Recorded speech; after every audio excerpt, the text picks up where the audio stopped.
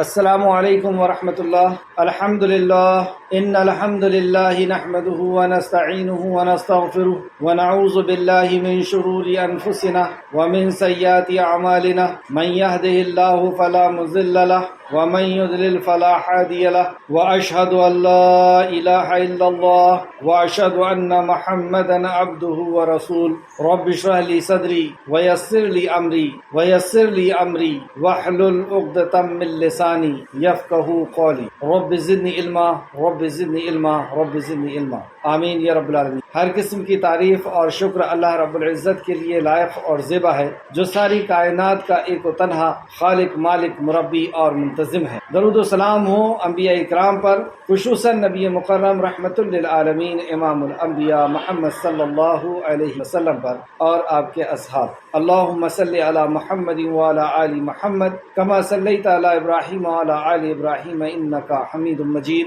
اللہم بارک علی محمد وعلی آل محمد کما بارکت علی ابراہیم وعلی آل ابراہیم انک حمید مجید۔ معزز سامعین کرام، انشاءاللہ تعالی سورہ مائدہ کی آیت نمبر 90 سے آج کلاس رہے گی۔ اللہ رب العزت سے دعا ہے کہ اللہ ہمیں صحیح معنوں میں قرآن مقدس کو سمجھنے، اس پہ غور و فکر کرنے، اس پہ ایمان لانے اور اخلاص کے ساتھ عمل کر کے لوگوں تک پہنچانے کی توفیق آمین یا رب العالمین۔ لفظی ترجمہ نکال لیجئے۔ اعوذ باللہ من الشیطان الرجیم، اے اللہ ہم تیری پناہ میں آتے ہیں شیطان سے۔ اے اللہ شیطان کے مکر و فریب سے ہمیں بچا لے کہ وہ تیرے کلام سے، تیرے دین سے ہمیں دور کر دے۔ اے اللہ شیطان سے ہمیں بچا لے۔ بسم اللہ الرحمن الرحیم، اللہ کے نام سے جو بڑا مہربان اور بار بار رحم کرنے والا ہے۔ اللہ کے نام سے ہم شروع کرتے ہیں اس عظیم کام کو، اور اللہ سے ہم دعا کرتے ہیں کہ اللہ تو بڑا مہربان اور بار بار رحم کرنے والا ہے، ہم پہ بھی رحمان رحم فرما اور ہمیں اس کلام سے صحیح معنوں میں جوڑ۔ لفظی ترجمہ، یا ایھا الذین آمنوا، اے وہ لوگوں جو ایمان لائے ہو، خطاب ایمان والوں سے ہے۔ انما بے شک، خمر نشاور چیز، والمیسر اور جواں، والانصاب اور بت، والازلام اور فال کے تیر، رجس ناپاکی ہے۔ اب یہ جو 4 گناہ بتائے گئے، 4 حرام چیزیں بتائی گئی، اس کی حرمت، اس کی برائی کے لیے 4 لفظ لائے گئے۔ پہلا رجسن، ناپاکی ہے، گندگی ہے۔ من عمل اور عمل ہے، عمل سے ہے شیطان۔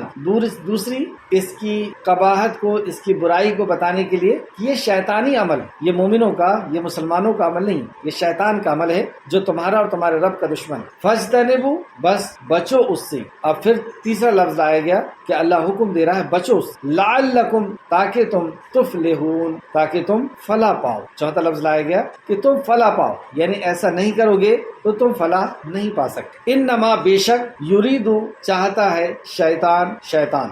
اب یہ حرام کیا گیا، اس کی حکمت بتائی جا رہی ہے، یعنی اس کا ریزن، اس کی وجہ بھی اللہ سبحانہ تعالیٰ نے بتا دی۔ انما بے شک، یریدو چاہتا ہے، شیطان ان کے یوقیہ وہ ڈال دے، بینکما تمہارے درمیان، عداوت یعنی بغض، برائی، والبغضاء اور بغض ڈال دے، فی الخمر وہ جو نشاور چیز، شراب، والمیسر اور جواں، اور روک دے تمہیں ان ذکر اللہ کے ذکر، ان ذکر اللہ کے ذکر، شیطان نے، وعن الصلاۃ اور نماز۔ تو اس کی حکمت، اس کے حرام کرنے کی یہ بتائی گئی کہ یہ شیطان یہ چاہتا ہے کہ تمہارے بیچ میں عداوت، نفرت، بغض ڈال دے اور تمہیں اللہ کے ذکر سے اور نماز سے روک دے، تو انسان سے تعلقات بھی خراب کروا دے اور اللہ سے بھی تعلق خراب کر کہ بندہ ذکر نہیں کرے گا۔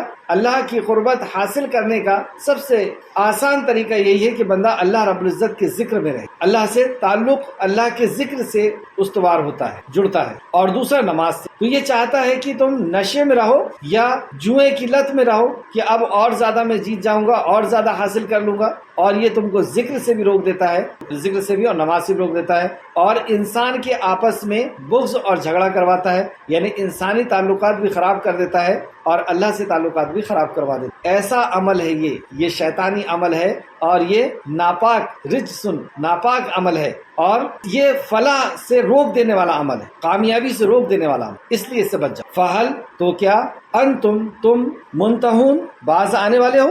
سوالیہ انداز میں کہا کہ اب تمہیں یہ ریزن بھی بتا دیا گیا، اور بات کرنے کے پہلے ہی اللہ رب العزت نے کہہ دیا یا ایھا الذین آمنوا، ایمان والوں سے مطالبہ۔ تو اگر تم ایمان والے ہو تو اس مطالبے کو کیا پورا کرو گے؟ سبحان اللہ۔ آیت نمبر 92، وَأَطِیعُوا اللَّهَ، اور اطاعت کرو اللہ کی، واطیعوا الرسول اور اطاعت کرو رسول کی۔ پھر نہیں کہا، یعنی عمل کے اعتبار سے قرآن میں اور حدیث میں کوئی فرق نہیں۔ ہاں تلاوت کے اعتبار سے فرق ہے کہ قرآن کی تلاوت کا اجر الگ ہے اور حدیث کو پڑھنے کا، حدیث کو یاد کرنے کا نبی کریم صلی اللہ علیہ وسلم کی وہ دعا میں شامل ہو جاتا ہے۔ قرآن کو نماز میں پڑھا جاتا ہے، حدیث کو نماز میں نہیں پڑھا جاتا، تو اجر کے اعتبار سے یہ ضرور الگ الگ ہے اس کے درجے، لیکن عمل کے اعتبار سے قرآن اور حدیث پہ عمل کرنا ایک جیسا، کیونکہ قرآن بھی اللہ کی طرف سے حکم ہے اور حدیث بھی اللہ کی طرف سے حکم ہے۔ پھر فرق کیا ہے؟ قرآن انداز بھی اللہ کا ہے اور حکم بھی اللہ کا، حدیث حکم اللہ کا ہے، انداز رسول اللہ صلی اللہ علیہ وسلم کا، صرف یہ فرق۔ ورنہ اللہ سبحانہ تعالیٰ نے فرمایا کہ محمد صلی اللہ علیہ وسلم اپنے طرف سے کچھ نہیں کہتے،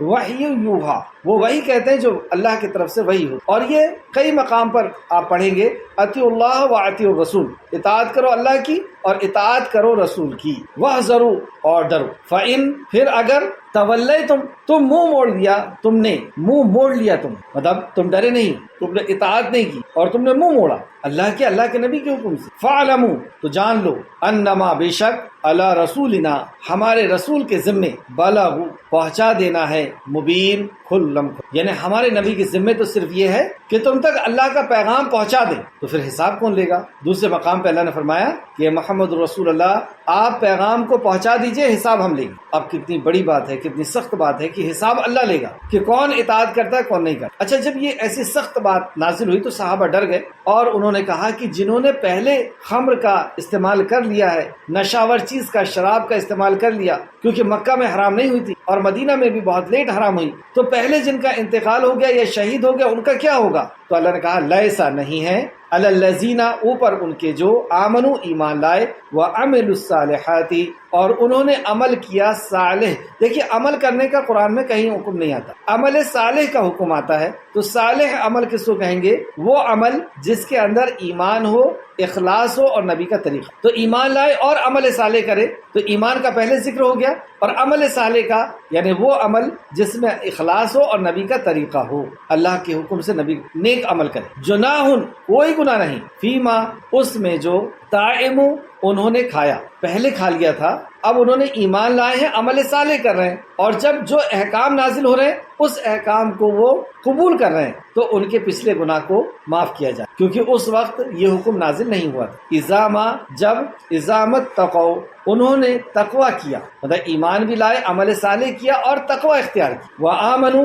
اور وہ ایمان لائے، وعملوا اور انہوں نے نیک عمل کیے، صالحہ نیک عمل، ثم پھر تقوا انہوں نے تقوی اختیار کیا، وآمنوا اور انہوں نے ایمان لائے، ثم پھر تقوا انہوں نے تقوی اختیار کی۔ اس آیت میں دیکھیں بار بار اللہ رب العزت نے تقوی کا ذکر کیا، ایمان، عمل صالح اور تقوی۔ ایمان سب سے پہلی چیز، زبان کا اقرار، دل کا یقین اور اعضاء کا عمل، یہی ایمان، کہ ہم نے اللہ پر ایمان لایا، اللہ کی وحدانیت پر، تو دل سے بھی اس کو قبول کیا ہے، زبان سے بھی کہا ہے اشہد ان لا الہ الا اللہ، اور ہمارے عمل سے بھی کہ اب دنیا ادھر کی ادھر ہو جائے، اللہ کا حق کسی اور کو نہیں دیا جا سکتا۔ اب ہم دیکھیں صحابہ اکرام کو بڑی بڑی تکلیفیں آئیں لیکن وہ فرے نہیں، انہوں نے رسالت کا اقرار کر لیا تو رسول اللہ صلی اللہ علیہ وسلم کے مطابق ہی وہ زندگی گزاری، انہوں نے آخرت کا اقرار کر لیا، انہوں نے تقدیر اقرار کر لیا، تو جس چیز کا اقرار کر لیا تو دل سے اقرار تھا اور اعضاء سے عمل تھا۔ تو ایمان کیسے آئے گا؟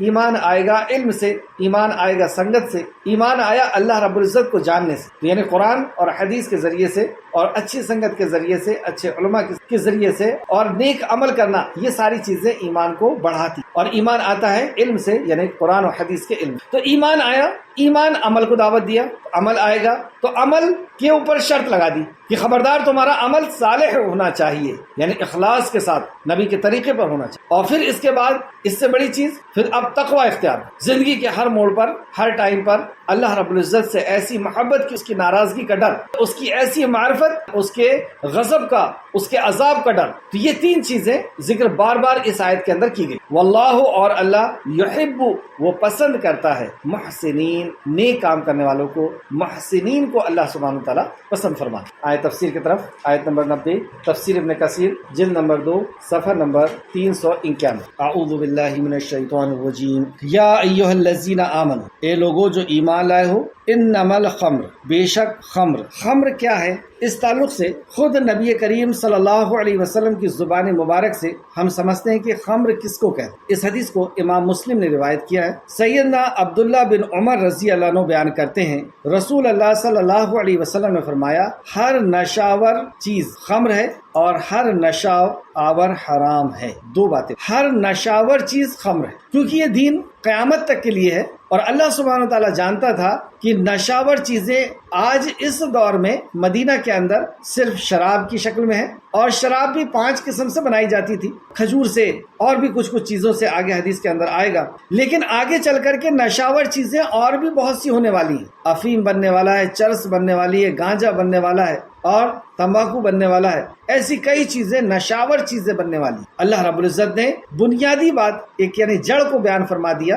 بیسک بات بیان فرما دیا کہ یہ ہے اصل، کہ جس کے اندر یہ چیز ہے وہ خمر ہے، اور خمر جو ہے وہ حرام ہے۔ حدیث کو پھر سے دیکھیں، سیدنا عبداللہ بن عمر رضی اللہ عنہ بیان کرتے ہیں، رسول اللہ صلی اللہ علیہ وسلم نے فرمایا، ہر نشاور چیز، نشہ کیا ہوتا ہے؟ آگے ایک اور حدیث آئے گی کہ نشہ جو ہے وہ دماغ کو ڈھانک لے۔ نشہ میں پہلے چکر آتا ہے، پھر انسان کے دماغ پر ایسا پردہ پڑتا ہے کہ وہ سوچنے سمجھنے بولنے کی صلاحیت کو کھونا شروع کر دے۔ تو ہر نشاور چیز خمر ہے اور ہر نشاور حرام ہے۔ حرام نبی مکرم صلی اللہ علیہ وسلم کی زبان مبارک سے بتا دیا۔ مسلم شریف حدیث نمبر 2003، اور اردو کی مسلم شریف میں اگر آپ دیکھیں گے تو 5218، ایپ وغیرہ میں اگر آپ دیکھتے ہیں تو 5218 نمبر۔ یہ اس لیے بتا رہا ہوں کہ آپ ضرور دیکھیں اور وہاں پہ دیکھیں کہ لفظ کون سا استعمال کیا ہے رسول مکرم صلی اللہ علیہ وسلم نے۔ وہاں پہ لفظ خمر کا استعمال کیا، شراب کا نہیں کیا، حالانکہ کہی جا رہی ہے شراب کے لیے، کیونکہ مدینہ کے اندر تو شراب پی رہے تھے۔ اسی طریقے سے دوسری حدیث دیکھتے ہیں،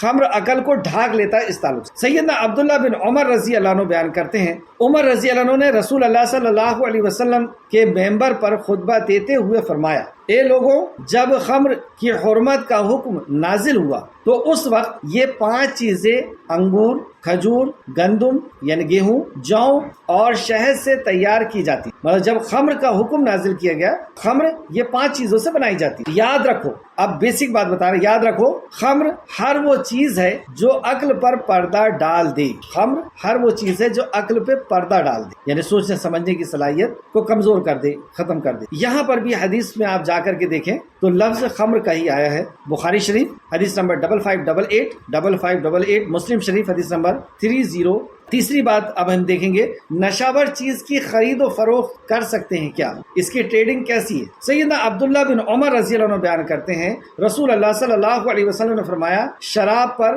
یعنی وہی خمر پر، یہاں پر بھی لفظ خمر کا ہی ملے گا۔ خمر پر 10 وجہ پر لعنت کی گئی۔ پہلا، خمر بذات خود ملعون ہے، یعنی شراب بذات خود ملعون ہے، اس کا پینے والا، اس کا پلانے والا، یعنی پی نہیں رہا ہے لیکن پلا رہا ہے، اپنے باس کو شراب پلا رہا ہے۔ بیچنے والا، خریدنے والا، اب اس نے خریدا ہے، کس کے لیے خریدا اس کا کوئی ذکر نہیں، خریدنے والا، بیچا ہے اس نے، وہ خود نہیں پی رہا لیکن بیچنے والا۔ نچوڑنے والا، اب شراب کی فیکٹری میں کام کر رہا ہے، نچوڑ رہا ہے، جس کے لیے نچوڑا جا رہا ہے۔ اٹھانے والا، یعنی جو سرو کر رہا ہے، ہوٹل میں ہو یا حمالی کر رہا ہے، اٹھانے والا، جس کے طرف اٹھا کر لے جایا جا رہا ہے، جس کے لیے وہ حمالی کر رہا ہے، اور اس کی قیمت کھانے والا، اب اس کا پروفٹ کھانے والا۔ جیسے شیئر مارکیٹنگ میں اگر کوئی پیسے لگا رہے ہیں تو یہ دیکھنا ہوگا کہ وہ حرام پروڈکٹ تو نہیں بناتی ہوگا، تو اس کی قیمت یعنی خمر تو نہیں بناتی، اس کی قیمت کھانے والا، یہ سب کے سب ملعون ہیں، لعنت زدہ ہیں۔ ابو داؤد حدیث نمبر 3674 ابن ماجہ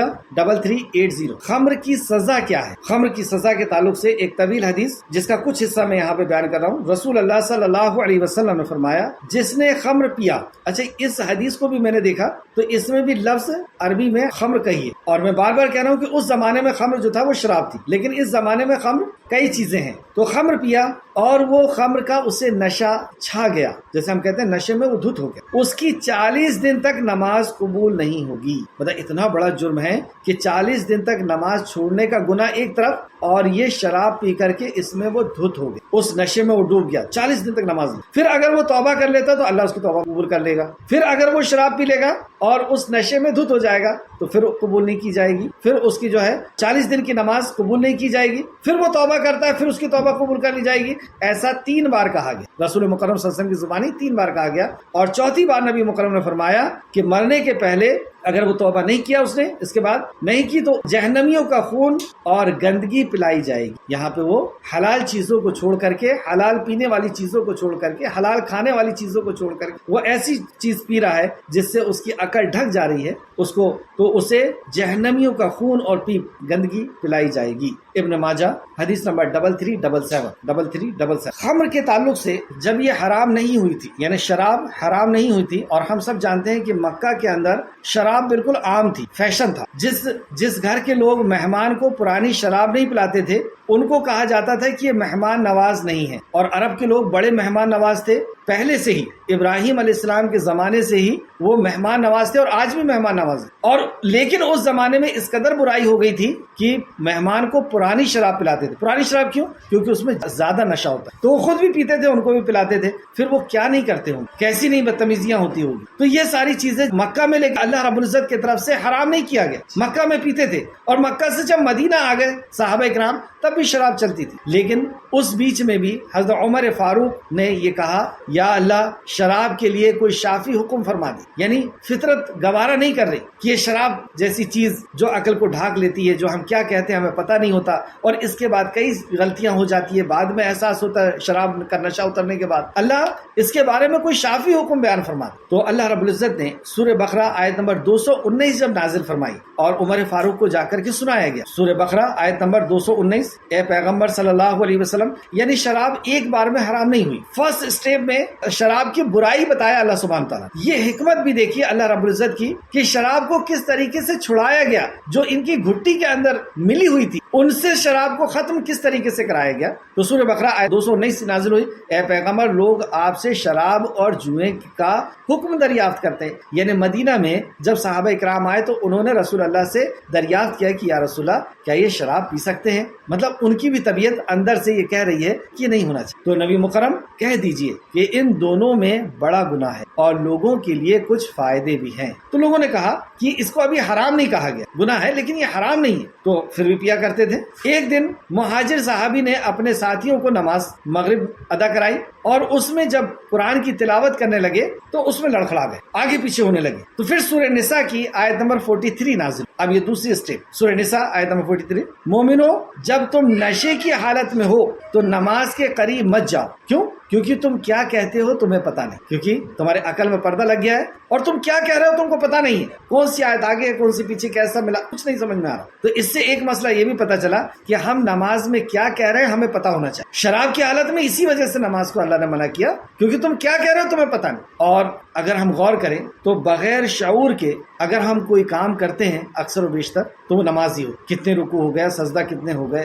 کیا پڑھے تھے، پہلی رکعت میں کیا پڑھے تھے، عشاء کی نماز پڑھ کر کے آ رہے ہیں اکثر لوگ نہیں بتا، دوسری رکعت میں کیا پڑھے تھے، بعض دفعہ بھول جا رہے ہیں، بعض دفعہ پورے دھیان ادھر ادھر رہ رہا ہے. تو یہ ایک اہم پوائنٹ پتا چلا کہ تم کیا کہتے ہو نماز میں تمہیں پتہ نہیں ہے، اس لیے تم شراب کی حالت میں نماز کے قریب نہیں آؤ. اب صحابہ کرام نماز کے وقت میں شراب نہیں پیتے، اور ایسے وقت میں بھی نہیں پیتے کہ اس کا نشہ نہ اتر پائے نماز کے آنے تک، اور نماز کا ڈسٹینس کم رہتا ہے تو دوپہر کے ٹائم میں نماز کا زیادہ وقت رہتا ہے. بہرحال کبھی کبھی وہ پیتے تھے. اب تیسری بار میں یہ حکم نازل کہ اے لوگوں جو ایمان لائے ہو. اب بات ایمان والوں، ایمان کے اوپر جو ہے تکرار کی جا رہی ہے کہ اے ایمان والو بے شک شراب، جوا اور بت اور پانسے یعنی فال نکالنے کی چیزیں ناپاکی کا عمل ہے، شیطان سے ہے، تم اس سے بچ جاؤ، یعنی باز آ جاؤ تاکہ تم نجات پاؤ، فلاح پاؤ. شراب اور جوئے کے ساتھ دو گناہ کو اور شامل کیا گیا. یہ شراب اور جوئے کی سنگینگی یعنی برائی کو بیان کرنا، برائی اس سے سمجھ میں آتی کہ بت کو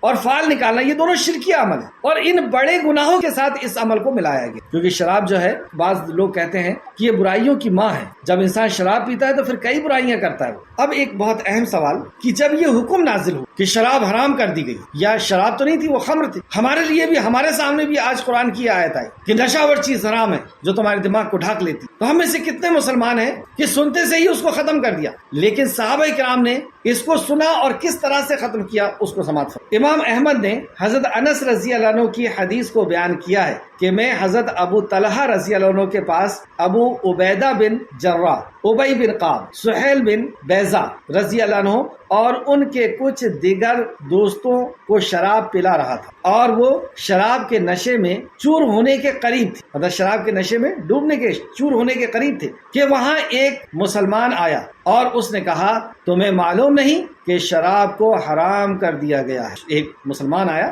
اور اس نے کہا کہ کیا تمہیں معلوم نہیں کہ شراب کو حرام کر دیا؟ انہوں نے یہ بھی نہ کہا کہ ہم معلوم کرتے ہیں، وہ جو صحابہ بیٹھے تھے انہوں نے یہ نہیں کہا کہ ہم تحقیق کرتے ہیں، معلوم کرتے ہیں۔ ایک مسلمان نے خبر لایا نا، فوراً انہوں نے کہا کہ انس تمہارے برتن میں جو شراب ہے اسے فوراً گرا دو، اسے پھینک دو۔ اللہ کی قسم انہوں نے پھر اسے دوبارہ نہیں پی۔ سبحان اللہ، یہ ہے صحابہ اور یہ ہے ایمان والے اور یہ ہے ایمان کا تقاضا۔ دوسری حدیث میں آتا ہے کہ شرابوں کو ایسا پھینکا گیا کہ وہ مدینہ کی گلیوں کے اندر پانی کی طرح بہنے لگے، مطلب ہر گھر کے اندر تھی شراب، اور حکم آیا ہے اور اس کو پھینک دیا۔ اب دوبارہ پیالے کے اندر تھی کسی کے تو پیالہ پھینک دیا، کسی نے اگر منہ میں لے لیا تھا تو اس کو کلی کر دیا، اس کو حلق سے میں انگلی ڈال کر کے اس کو نکال دیا۔ یہ ہے ایمان والا۔ تو نشہ کیسے ختم ہو گیا، برائی کیسے دور ہو گئی، یا برائی کیسے دور کی اللہ سبحانہ و تعالیٰ، یہ کرائم کیسے ختم ہوا مکہ کا کہ لوگ بیٹیوں کو زندہ دفن کر دیتے تھے اپنی اولاد، تو دوسروں کی اولاد کے ساتھ کیا نہیں کرتے ہوں۔ عورتوں کے اوپر ظلم، 30 40 عورتوں کو رکھا ہوا ہے۔ کوئی اگر عمرہ اور حج کرنے آیا،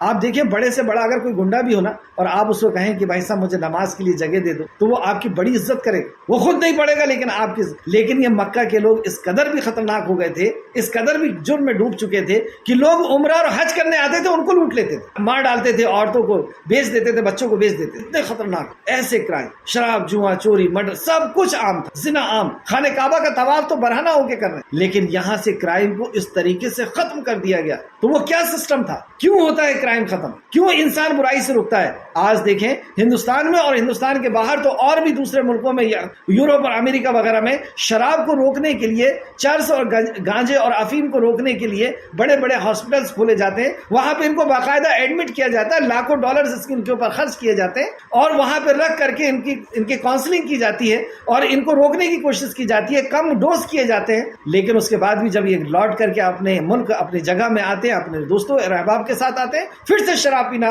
پھر سے افیم اور چرس پینا شروع کر دیں۔ یہ ایسا کون سی چیز کہ یہ سارے نشے اس کے سامنے ماند پڑ گئے، چھوٹے پڑ گئے، اور صحابہ کرام نے اسے پھینک دیا، چھوڑ دیا۔ کیا تھا وہ سسٹم؟ وہ جب تک ہمارے اندر نہیں آئے گا، ہمارے اندر سے بھی کرائم نہیں جا سکتا، ہمارے اندر سے بھی برائی نہیں جا سکتی۔ تو نشہ کیسے ختم ہو گیا، برائی کیسے دور ہو گئی؟ انسان اللہ کی منع کردہ چیز، اللہ کی محبت اور اللہ کے ڈر سے چھوڑ دے۔ اللہ کی محبت، پولیس کے ڈر سے کب تک نہیں کرے گا؟ جب تک پولیس سامنے، لیکن جب اکیلے میں جائے گا، اور کل کی آیتوں میں یہی آنے والا ہے کہ اللہ رب العزت نے کہا کہ جب تم احرام کی حالت میں ہو تو شکار نہیں کر سکتے، اور اس ٹائم میں شکار صحابہ فرماتے ہیں کہ ایسے آنے لگے ہمارے پاس کہ بالکل ہم ان کو آسانی سے پکڑ سکتے، ایسے شکار ہمارے ہاتھ کے پاس آنے لگے۔ جیسے کہا کہ سنیچر کے دن مچھلی نہیں پکڑنا، اور مچھلیاں سامنے آنے لگی، لیکن انہوں نے تو ہیلے حوالے سے پکڑ لیا، لیکن صحابہ اکرام نے انہیں ہاتھ نہیں لگایا۔ تو ایسے ہی برائیاں ہمارے سامنے اکیلے میں ہیں، ہمارے سامنے آ رہی ہے، اندھیرے میں آ رہی ہے، رات میں آ رہی ہے، اور آج تو موبائل کے اندر کیا کچھ نہیں۔ تو ایسے یہ سارے جو کرائم اتنے آسان ہو کر کے ہمارے سامنے چلے آ رہے ہیں،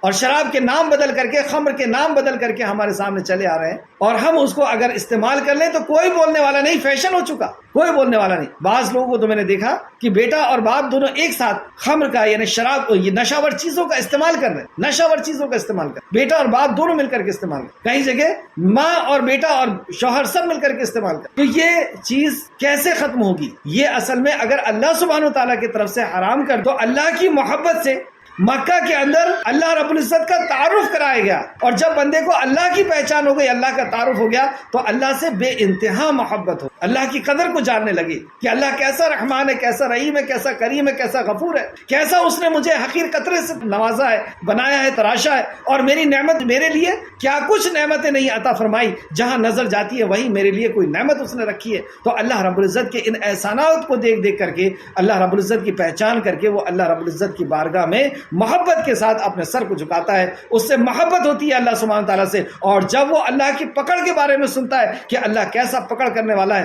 کیسا عذاب دینے والا ہے، کیسا مرنے کے بعد زندہ کرنے والا ہے، تو اللہ رب العزت کے ڈر سے اللہ کی محبت سے اور اللہ خوشی خوشی وہ اللہ رب العزت کی منع کردہ چیزوں کو رک جائے. دیکھیں ہم کو اگر کسی سے محبت ہو جائے اور وہ کوئی چیز منع کرے تو ہم اس کی محبت میں اس چیز کو چھوڑتے ہیں. اور جب بندے کو اللہ کا تعارف ہو جاتا ہے تو دنیا کی ہر شے سے زیادہ، ہر مخلوق سے زیادہ اس کو اللہ سبحانہ تعالیٰ سے محبت ہوتی ہے، اور ایسی محبت ہوتی ہے کہ ویسی محبت وہ کسی مخلوق سے نہیں ہوتی. آپ صحابہ اکرام کی زندگی کو اور نبیوں کی زندگی کو دیکھ سکتے ہیں کہ انہوں نے اللہ سبحانہ تعالیٰ سے کیسی محبت کی. تو جب اللہ کا تعارف صحابہ اکرام کو ہوا اور مدینہ پہنچے اور پھر احکامات نازل ہونا شروع، تو اب احکامات پر عمل کرنا ان کے لیے آسان. اب احکامات پر، کیونکہ اللہ کا حکم ہے اور میں میرے رب کو ناراض نہیں کر سکتا. ایک تو یہ تھا، اور دوسرا اللہ رب العزت اگر ناراض ہو گیا اور اس نے مجھے پکڑ لیا عذاب میں یا حشر کے میدان میں، قبر میں، تو مجھے کوئی چھڑا بھی نہیں سکتا. تو وہ خوشی خوشی اللہ کی محبت میں اطاعت کرنا شروع کر دے. اس طرح سے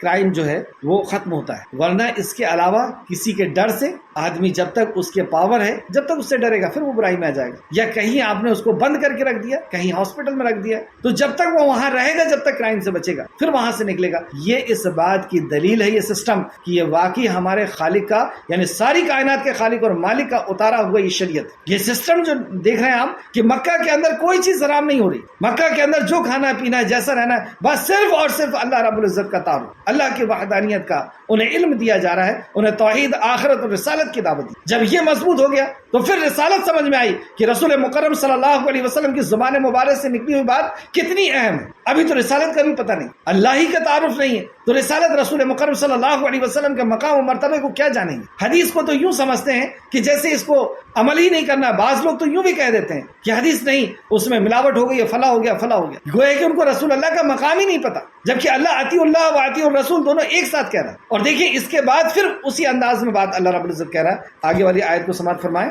یہ جو میں نے حدیث آپ کو بتایا ابھی کہ شراب اس طریقے سے پھینک دی گئی تھی، اس کو مسند احمد جلد نمبر 3 اور صفحہ نمبر 181 181. دوسری آیت، انما یرید الشیطان، کیوں اسے حرام کیا اور اس کی حرمت کے لیے جو 4 لفظ لائے، یہ ناپاک شیطانی عمل ہے. کیا شیطان بنو گے؟ رک جاؤ، اس وجتنبو، اجتناب کرو، اور تفلحون، تاکہ تم فلاح پا جاؤ. تفلحون، یفلحون، ایسے لفظ 40 مقام پر قرآن کے اندر تقریباً آئے ہیں، کم و بیش. ان کو اگر 40 کو آپ اکٹھا کر لیں گے تو وہ فارمولا پتہ چل جائے گا کہ کامیاب ہونے کے لیے کیا کیا چیزوں کی ضرورت ہے. اور کئی چیزیں اس میں ریپیٹ بھی ہوئی ہیں، تو تقریباً 35 چیزیں ایسی پتہ چلے گی کہ یہ کام کر لیں گے تو ہم کامیاب ہو جائیں گے. کامیابی کہاں؟ دنیا اور آخرت دونوں کی کامیابی کس کو کہتے ہیں؟ آپ جیسے ایک بزنس شروع کر رہے ہیں تو بزنس کو شروع کرنے کے لیے کن کن چیزوں کی ضرورت ہوتی ہے، اس کو سکسیس کرنے کے لیے، اس کو کامیاب کرنے کے لیے. جگہ اچھی ہونا چاہیے، پہاڑوں پہ نہیں کھول سکتے آپ دکان. جو بزنس آپ اسٹارٹ کر رہے ہیں اس کا آپ کو نالج ہونا چاہیے، اس کا علم حاصل کرنا پڑے گا. اس کے اندر استقامت چاہیے، پیسے بھی چاہیے آپ کو اس کام کو شروع کرنے کے لیے. پروڈکٹ جو آپ نے رکھا ہے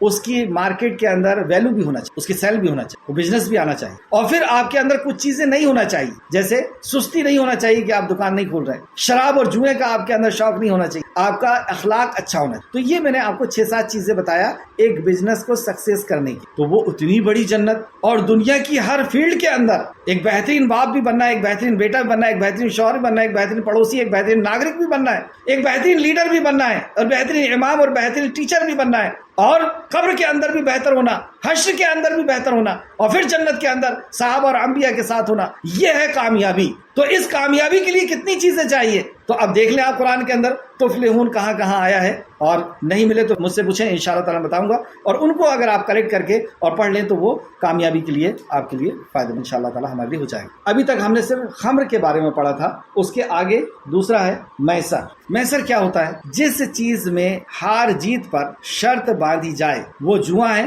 اور جوا کھیلنا حرام. جس چیز پر شرط لگائی جائے، جیسے لوڈو بھی کھیل رہے ہیں اس پہ اگر ہم شرط لگا رہے ہیں، اور بھی کوئی چیز کھیل رہے ہیں اس کے اوپر شرط لگا رہے ہیں، گھوڑا دوڑا رہے ہیں اس کے اوپر، تو یہ جو شرط لگا رہے ہیں یہ جوا ہے اور یہ حرام. تاش کے پتے پھینک کر کے اور پھر شرط لگا رہے ہیں، یہ حرام. سیدنا ابو ہریرہ رضی اللہ عنہ بیان کرتے ہیں رسول اللہ صلی اللہ علیہ وسلم نے فرمایا، جو شخص اپنے ساتھی سے کہے کہ آؤ میں تمہارے ساتھ جوا کھیلوں تو اسے چاہیے کہ صدقہ کرے، یعنی اس کا کفارہ اس کو ادا کرنا پڑے گا. اتنا ڈینجر. بخاری شریف حدیث نمبر 6107 6107، مسلم شریف حدیث نمبر 1647. غیر اللہ کے آستانوں پر قربانی کرنا. یہ غیر اللہ کے آستانے، اس کی میننگ ہے تفسیر ابن کثیر جلد نمبر 2 صفحہ نمبر 392. امیر المومنین حضرت علی بن ابو طالب رضی اللہ عنہ سے مروی ہے کہ شرط کے تعلق سے انہوں نے فرمایا ہے کہ یہ حرام ہے. اسی طرح میسر اور انصاب کے تعلق سے आइमा तफसीर फरमाते हैं कि इससे मुराद वो पत्थर बुत है जिसके पास वो अपनी कुर्बानियों को ज़िबा करती थी।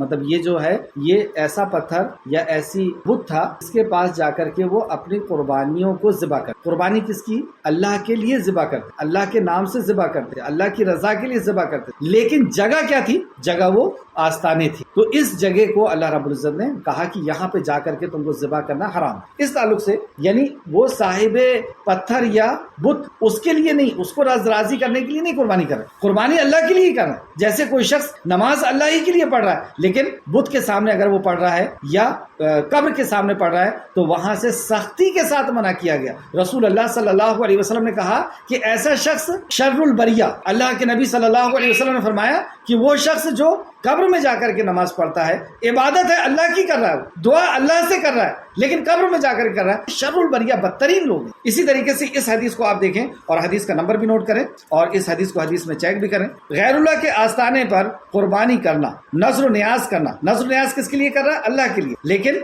आस्ताने में जाकर कर, और मन्नतें मानना, ये सब शिर्क है। सैयदना साबित बिन ज़ाहक रज़ी अल्लाह अन्हु बयान करते हैं कि रसूल अल्लाह सल्लल्लाहु अलैहि वसल्लम के दौर में एक शख्स ने नजर मानी कि वो मकामे बवाना पर एक ऊंट ज़िबा करे। फिर वो रसूल अल्लाह सल्लल्लाहु अलैहि वसल्लम के पास आया और कहा, बेशक मैंने बवाना में ऊंट ज़िबा करने की नजर मानी। ऊंट अल्लाह के लिए ज़िबा करना था, नजर अल्लाह से मांगी थी कि मेरा ये काम हो जाएगा तो अल्लाह तेरी रजा के लिए तेरे नाम पर मैं कुर्बान करूंगा ऊंट। लेकिन जगह का क्या इंतखाब किया? बवाना जगह पर मैं ऊंट ज़िबा करूंगा। और ये बात रसूल अल्लाह को बताई, इजाजत मांगी कि क्या मैं वहां जाकर के ऊंट ज़िबा कर सकता हूं? तो नबी करीम सल्लल्लाहु अलैहि वसल्लम ने दरियाफ्त किया कि क्या वहां जाहिलियत के कोई बुत था, मतलब जाहिलियत के दौर में क्या वहां पे कोई बुत था जिसकी इबादत की जाती थी? तो सहाबा ने कहा नहीं। आपने फिर पूछा, क्या वहां जाहिलियत के जमाने में मेला लगता था, मेले ठेले होते थे, वहां पे जो है शिर्क के काम होते थे? तो सहाबा ने कहा नहीं। तो रसूल अल्लाह सल्लल्लाहु अलैहि वसल्लम ने फरमाया, अपनी नजर पूरी करो, इतना एहतियात, ये शिर्क के रास्तों को बंद किया जाए। शिर्क, क्योंकि वहां पे अगर करेंगे तो कुछ अकीदत और मोहब्बत अल्लाह के अलावा गैर की भी आ जाएगी, इसलिए उस रास्ते को ही बंद कि अगर वहां पे ऐसी चीज हो रही है तो अल्लाह के नाम की भी कुर्बानी, अल्लाह की भी इबादत ऐसी जगह नहीं की जाएगी जहां पे गैरुल्लाह की इबादत की। तो शिर्क के रास्तों तक को बंद कर दिया। फिर आप सल्लल्लाहु अलैहि वसल्लम ने फरमाया, यकीनन ऐसी नजर की कोई वफा नहीं जिसे अल्लाह ताला की नाफरमानी हो। मतलब ऐसी नजर की कोई वफा नहीं जिसमें अल्लाह की नाफरमानी, यानी ये काम अल्लाह की नाफरमानी का, और ना उसकी जो इंसान की मिल्कियत में ना हो। मतलब ऐसी नजर भी जो इंसान की मिल्कियत में ना हो तो वो नजर पूरी नहीं की जाएगी। जैसे कोई ये कहे कि ये जो महल है और मैं इसको सदका करता हूँ, जबकि उसकी मिल्कियत ही नहीं है, तो ऐसी नजर की कोई वक़्त नहीं की। अबू दाऊद हदीस नंबर 3313। अज़लाम, कुफार मक्का का ये कायदा था कि जब वो किसी काम के करने का इरादा करते तो तीर की जरिए से फाल निकालते थे। जो चौथी चीज यहाँ पे हराम की गई कि फाल निकालना, ये भी सब शैतानी काम है, बदतरीन काम है, नजिस काम है। मतलब फाल निकालते थे तीर के जरिए से परिंदों को उड़ा करके कि ये काम हमारे लिए सही है या नहीं है, फाल निकालना। जैसे आज लोग भविष्यवाणी करवाते हैं हाथ की लकीरों को देख करके या सितारों को देख करके, स्टार्स को देख करके कि हमारे स्टार किधर जा रहा, फला फला, तो इस तरीके की ये फाल निकालते। तो अल्लाह ताला ने फाल निकालने को भी हराम कर दिया। ये है फाल निकालना और अल्लाह ने इसको भी हराम। फाल से आइंदा की खबरें मालूम करना, लोग जो है इससे आइंदा की खबरें की क्या आगे होने वाला है हमारे साथ, ये काम मुझे करना चाहिए या नहीं करना चाहिए, है ना, ये निकाह करना है कि नहीं, या ये सफर करना है या नहीं, या ये कारोबार करना है या नहीं। तो हकीकत तो नबी मुकर्रम सल्लल्लाहु अलैहि वसल्लम ने फरमाया कि फाल के जरिए से किस्मत मालूम करना सिर्फ वहम है, हकीकत कुछ नहीं। मतलब इससे कुछ भी नहीं होने वाला, कोई इससे हकीकत पता नहीं चलने वाली। आइंदा की खबरें सिर्फ अल्लाह ताला ही जानता है। कुल ला यअलमु मन फिस समावाति वल अर्दिल गैब इल्ला अल्लाह, जमीन और आसमान के दरमियान कोई भी गैब नहीं जानता। तो फिर गैब यानी हमें ऐसा कोई काम अगर करना है जिसमें हम कंफ्यूज हैं, जैसे निके का है या बिजनेस का है या सफर का है, तो करें कि नहीं करें, दोस्ती का है करें कि नहीं करें, तो इसके लिए इस्तिखारा सिखाया। साहबा फरमाते हैं कि नबी करीम सल्लल्लाहु अलैहि वसल्लम ने जिस तरह नमाज हमें सिखाई, इस तरीके से इस्तिखारा सिखाया। तो इस्तिखारा करना चाहिए। आयत नंबर 51, अबू दाऊद 3313, 91 नंबर आयत। बेशक शैतान चाहता है, अब ये काम को क्यों मना किया गया? बेशक शैतान चाहता है कि तुम्हारे दरमियान शराब और जुए के जरिए से दुश्मनी और बुग़्ज़ डाल। जब इंसान शराब पीता है اور جوا کھیلتا ہے، تو جوئے میں کیونکہ وہ ہارتا ہے، تو جس سے وہ ہارتا ہے اس کے لیے اس کے دل میں برائی اور بغض۔ جب وہ شراب پیتا ہے تو شراب میں بھی ایسی چیز ہوتی ہے کہ اس کے عقل کو وہ ڈھانکتی ہے اور وہ اچھے کو برا اور برے کو اچھا سمجھ کر کے، اور اس کے اندر پھر جو ہے ایسے جسم کے اندر ایسی چیزیں ہوتی ہیں اس کے کہ وہ غصے میں آتا ہے، الٹا سیدھا بولتا ہے اور اس سے نفرت پیدا کرتا ہے، ایک دوسرے کو برا کہتا ہے اور نفرت۔ اور تو شیطان یہی چاہتا ہے کہ تم میں دشمنی اور بغض ڈال دے اور تمہیں اللہ کے ذکر سے اور نماز سے روک، اللہ کے ذکر سے اور نماز سے، یعنی شیطان یہ چاہتا ہے کہ تمہارے تعلقات انسانوں سے بھی خراب ہو جائیں اور اللہ سے بھی تمہارا تعلق ٹوٹ جائے۔ تو اللہ سے تعلق کس طرح جڑتا ہے؟ عائشہ فرماتی ہیں کہ رسول مکرم صلی اللہ علیہ وسلم ہر وقت ذکر کر، ہر وقت سبحان اللہ۔ تو یہ ذکر کیا ہے؟ یہ اللہ رب العزت سے تعلق کو استوار، تعلق کو جوڑنے کا ایک ذریعہ ہے۔ اس طریقے سے جو نعمتیں ہمارے اوپر دی ہے اللہ نے، ان نعمتوں کو ہم یاد کریں اور اللہ کا شکر ادا کریں۔ شکر کرنے سے نعمت بڑھتی ہے۔ لئن شکرتم لازیدنکم، اگر تم شکر کرو گے تو نعمت کو بڑھاؤں گا، اور اگر کفر کرو گے تو نعمت کو گھٹاؤں گا۔ ناشکری نہیں کہا اللہ نے، کفر کہا، یعنی ناشکری کفر ہے۔ تو یہ جب نعمتوں کو دیکھیں ہم، اور آپ دیکھیں ایک ایسے انسان جن کو اللہ رب العزت نے سب سے زیادہ نعمتیں عطا فرمائیں، سب سے زیادہ نعمت، نہ ویسی نعمتیں کسی کو دی اور نہ دینے والی، اور جب ان کے واقعات کو آپ قرآن کے اندر پڑھیں گے تو چھوٹی چھوٹی چیز جو ہم کو چھوٹی لگتی اس چیز کے اوپر ان کو شکر کرتا ہوا پائیں۔ کون ہے وہ جن کو سب سے زیادہ نعمت دی اللہ نے؟ کون ہے؟ حضرت سلیمان علیہ السلام۔ اب دوستوں کے سامنے ایک میٹنگ کر رہے ہیں کہ میں چاہتا ہوں ملکہ سبا کا تخت آ جائے، اور ایک ساتھی نے کہا کہ میں آپ کی میٹنگ، آپ کی پلک نہیں جھپکے گی اور اسے لے آؤں گا، تو کیا کہتے ہیں؟ اے اللہ تیرا شکر ہے تو نے ایسے دور، ہم فون پہ بات کرتے ہیں، بامبے بات ہو جاتی ہے، کبھی ہم نے شکر کیا کہ اللہ تو نے ایسا موبائل دیا ہے کہ اتنے دور بات ہوگی؟ ان نعمتوں کو ہم نعمت ہی نہیں سمجھ رہے ہیں۔ یا اچھے دوست مل جانا یا کوئی اچھی چیز مل جانا، اور آپ ان کی جب قرآن کے اندر ان کے واقعات پڑھیں گے تو ہر چھوٹی چھوٹی چیز میں وہ شکر کرتے ہوئے آپ ان کو پائیں گے۔ تو اللہ سبحانہ تعالیٰ نے اس قدر نعمتوں سے نوازا ان کو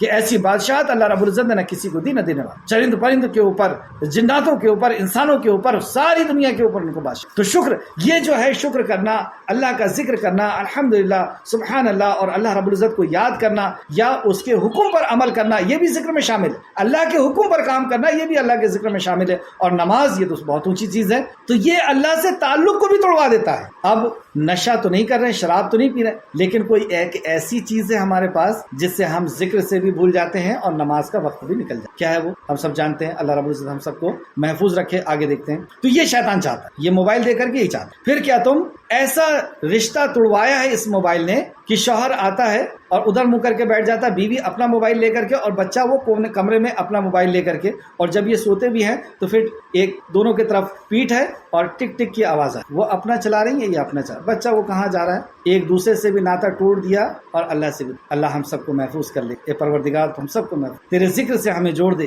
ہمارے دل کو تیرے ذکر سے سکون عطا فرما، آمین یا رب العالمین۔ تو بے شک شیطان چاہتا ہے کہ تمہارے درمیان شراب اور جوئے کے ذریعے سے دشمنی اور بغض ڈال، اور تمہیں اللہ کے ذکر سے اور نماز سے روک، پھر کیا تم ان شیطانی کاموں سے باز آتے ہو؟ سوال، کیا باز آتے ہو تم؟ تو عمر فاروق نے کہا یا اللہ ہم باز آ گئے، یا اللہ ہم باز آ گئے، یا اللہ، اور اللہ تعالیٰ کی اطاعت کرو۔ اب اللہ کی اطاعت اور اللہ کے نبی کی اطاعت کا، اللہ کے نبی کی اطاعت کا وزن بتایا گیا، اطیعوا اللہ واطیعوا الرسول، اور تم اللہ کی اطاعت کرو اور اس کے رسول کی اطاعت کرو، یعنی اطاعت میں دونوں برابر ہے، اور احتیاط کرو، بس اگر تم حق سے پھر جاؤ، یعنی اللہ کے حکم سے، اللہ کے نبی کے حکم سے پھر جاؤ، تو جان لو کہ ہمارے رسول پر صرف کھول کر پہنچا دینا، ہمارے رسول پر تو پہنچا دینا ہے، پہنچا دیا اس نے، مانتے ہو تو مانو، نہیں مانتے ہو مت مانو۔ کب تک کرو گے؟ کتنے دن کی ہے زندگی تمہاری؟ کتنا عیش کر سکتے ہو؟ ہر دن قبر کے قریب جا رہے، ہر دن تمہارا زوال ہے، ہر دن موت کے قریب جا رہے، کب تک کرو گے؟ کر لو، جو بغاوت کرنا کر لو، اور حساب اللہ کے نبی نہیں لیں گے، اللہ سبحانہ و تعالیٰ لے گا، اور جب اللہ لے گا تو فَمَن يَعْمَلْ مِثْقَالَ ذَرَّةٍ شَرًّا، جس نے ذرہ برابر بھی نیکی کی ہوگی اپنی نیکی کو دیکھے گا، اور جس نے ذرہ برابر بھی بدی کی ہوگی وہ بدی، وہ ایسا ذرے ذرے کا حساب کر کے سامنے لے کر کے آ جائے گا، ہماری نیتوں کو بھی، ہمارے اعمال بھی۔ تو جو لوگ ایمان لائے اور نیک عمل کرنے لگے، تو جب یہ بات سنی صحابہ اکرام نے کہ اللہ اکبر، اللہ کے نبی کی اطاعت، اللہ کی اطاعت کرنا ہے، اور ورنہ نبی کی ذمہ تو صرف پہنچا دینا ہے، حساب تو اللہ سبحانہ تعالیٰ لے گا، ڈر گئے اور کہنے لگے کہ یا رسول اللہ، جو لوگ ہمارے ساتھ مکہ میں تھے، جو لوگ مدینہ میں شروع میں آئے اور انہوں نے جہاد کیا، وہ شہید ہو گئے یا رسول اللہ، یا وہ اپنی موت مر گئے ہیں، لیکن اس ٹائم میں وہ شراب پیا کرتے تھے، اس ٹائم میں وہ جوا کھیلا کرتے تھے، ان کا کیا ہوگا؟ تو اللہ سبحانہ تعالیٰ نے یہ آیت نازل فرمائی، جو لوگ ایمان لائے اور نیک عمل کرنے لگے، ایمان لا لیے اور نیک عمل، یعنی اللہ کا حکم آتا گیا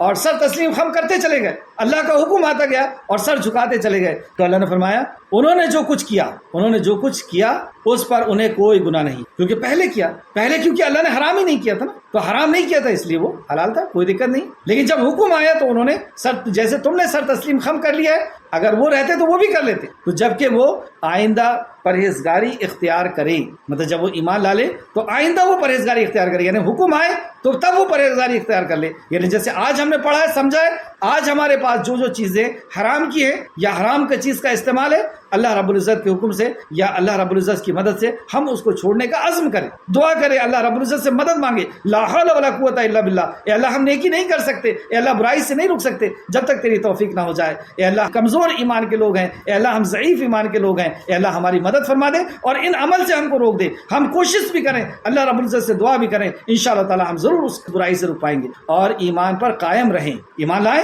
ایمان پر قائم رہیں اور نیک عمل کرتے رہیں، پھر وہ پرہیزگاری اختیار کریں، ایمان لائیں، نیک عمل کریں، تقوی اختیار کریں، تقوی اختیار۔ وقت ہو گیا، اس کے پہلے میں بتایا تھا تقوی کیا چیز ہے، اور ایمان پر جمے رہیں، پھر سے اس بات کو پھر اللہ ریپیٹ کر رہا ہے، ایمان پر جمے رہیں یعنی استقامت۔ سب سے پہلے کیا کہا گیا؟ ایمان لائیں، عمل صالح کریں، تقوی اختیار کریں، اب ایمان پر جم جائے یعنی استقامت کو کیا کہیں گے؟ ٹھہر جانا، رک جانا صبر کے ساتھ، پھر وہ پرہیزگاری اختیار کریں، اب اور ڈوب گئے، پرہیزگاری اختیار فی السلم کافہ، پورے کے پورے اسلام میں ڈوب، اور نیکی کرے، احسنو یعنی نیک کام کرے، اور اللہ نیکی کرنے والوں کو پسند کرتا، اللہ یحب المحسنین، یحب محبت کرتا، پسند کرتا، محسنین نیکی کرنا۔ آخر میں اللہ رب العزت سے دعا ہے کہ خالق مالک جو کچھ بھی ہم نے پڑھا اس میں ہمیں مزید غور و فکر کرنے کی توفیق عطا فرما، جب تک ہمیں زندہ رکھ ایمان، اخلاص اور عمل صالح کے ساتھ۔ اے اللہ جو بھی حرام چیزیں ہیں ان سے ہمیں بچنے کی توفیق عطا فرما، اے اللہ حلال چیزوں پر ہمیں عمل کرنے کی، جو حرام چیزیں ہیں ان سے رکنے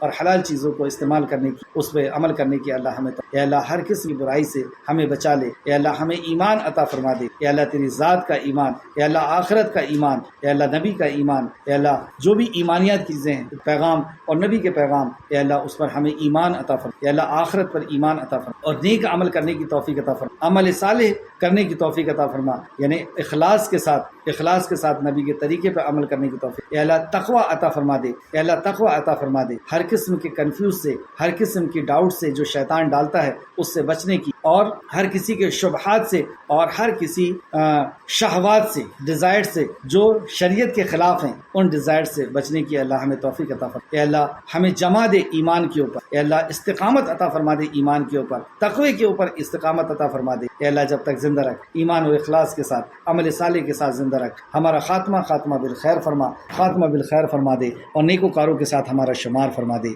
آمین یا رب العالمین۔ السلام علیکم ورحمۃ اللہ وبرکاتہ۔